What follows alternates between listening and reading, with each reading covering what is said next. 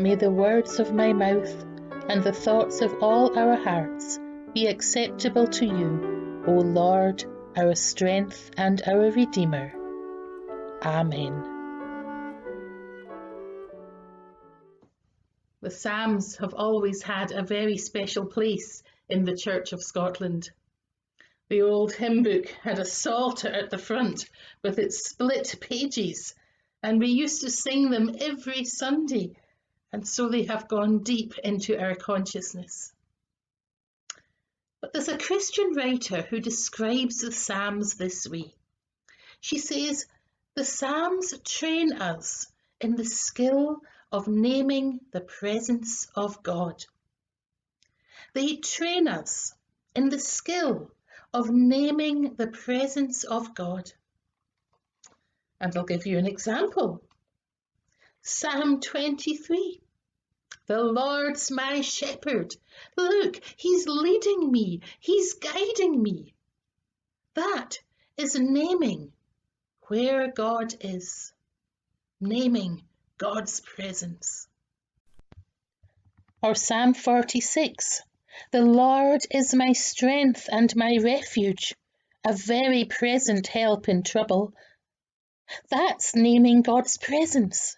Right here, even in the midst of trouble, God is here. It's a skill, naming God's presence, because we're not always very good at spotting what God is up to, especially in the midst of trouble. But like all skills, the more we practice, the better we get. According to tradition, most of the Psalms were written by the shepherd boy David, who went on to become a warrior and then a king. But as a young man, David became very skilled indeed at recognizing the presence of God. God is here, he sang, by these still waters. God is here, even in the valley of the shadow of death. God is here, in the midst of the holy city. The Lord of hosts is with us. But what about Psalm 13? The psalm that says 4 times, "How long, O Lord? How long will you hide your face from me? How long will you leave me in despair? How long will you let me be beaten by my enemies? Will you forget me forever?" In Psalm 13, David is not naming the presence of God. He is naming God's absence. We tend to concentrate on the hopeful and uplifting parts of the Bible. And the Bible is certainly full of hope. But it is also full of lament. Tears of sorrow and rage fill many pages. There is even a whole book of the Bible called Lamentations, because the reality of the world is that things don't always work out in the end. Hearts don't always heal. The bad people sometimes win. Loved ones might not make it. People stay dead. And where in all this trouble is God? Where indeed? The Bible is not afraid to name the absence of God. Jesus himself cried out on the cross, my God, why have you forsaken me?" Words taken directly from Psalm 22.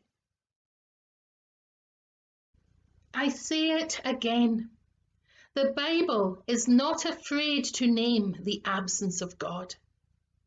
It is we who are afraid. Afraid that saying, "How long, O Lord?" is like being rude to God? Don't talk to your elders and betters like that, we were taught. So we're afraid of God's anger. We're afraid that we lack faith. We're afraid that there's something stupid in us that just doesn't understand. And maybe we're afraid that if we name the absence of God, we will never get the presence back again.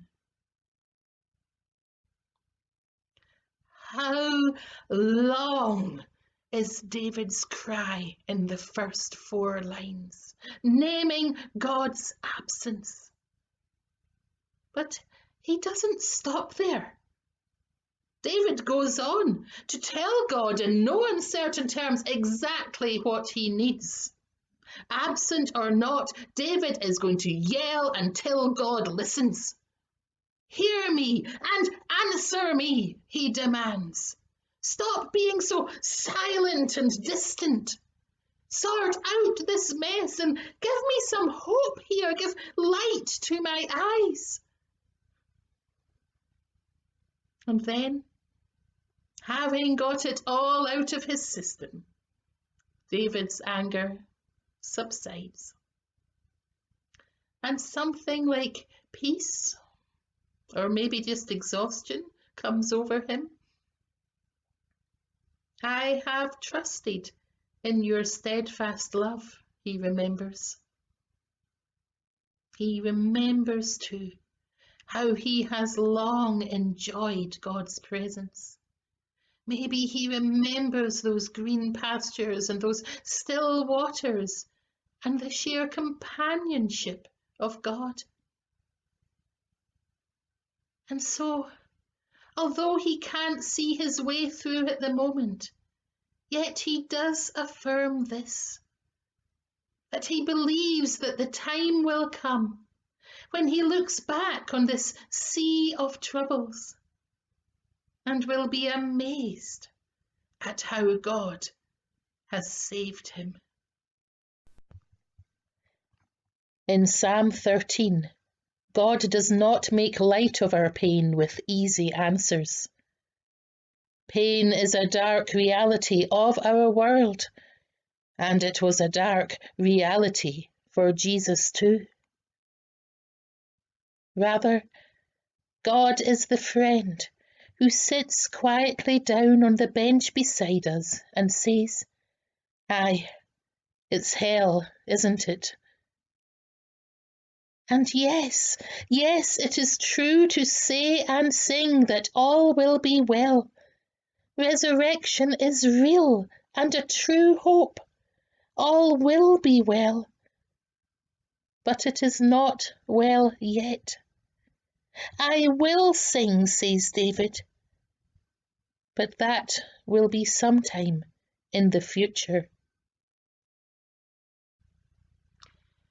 Each of you who is listening now will be in a different spiritual place. For some, the presence of God will be real and felt. Name that presence. And for others, the absence of God will be real and felt. Name that absence. Say it out loud and say to God what you need, and don't be afraid of anger or tears. Jesus knew these too. Name who God is to you now and where God is and what God is doing, even if it's nothing.